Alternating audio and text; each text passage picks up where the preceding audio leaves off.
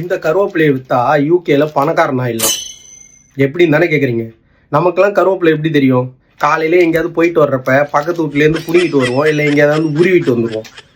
இந்த ஊரில் இந்த கருவேப்பிலையோட காசு 200 ரூபா.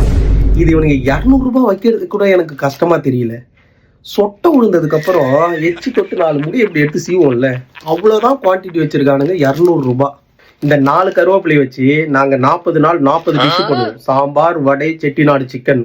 எப்படின்னா எல்லாத்துக்கும் காமிச்சு எடுக்கிறது. சாம்பார் இதான் கருவேப்பிலை, வடை இதான் கருவேப்பிலை, ரசம் இதான் கருவேப்பிலை அப்படின்னு. நமக்குலாம் என்ன வெரைட்டி கருவேப்பிலை தெரியும்? சமைக்கிறப்ப அம்மாடே ஓடி போய் அந்த மரத்துலேருந்து கருவேப்பிலை எடுத்துருவாடா அப்படின்னு சொல்கிற ஒரு வெரைட்டி தான் தெரியும். இங்கே அவிச்சது, பொரிச்சது, வெந்தது, வேவாது, காஞ்சது, பச்சை அப்படின்னு 32 வெரைட்டி வச்சுருக்கானுங்க. ஒவ்வொன்றுக்கும் ஒரு ரேட்டு.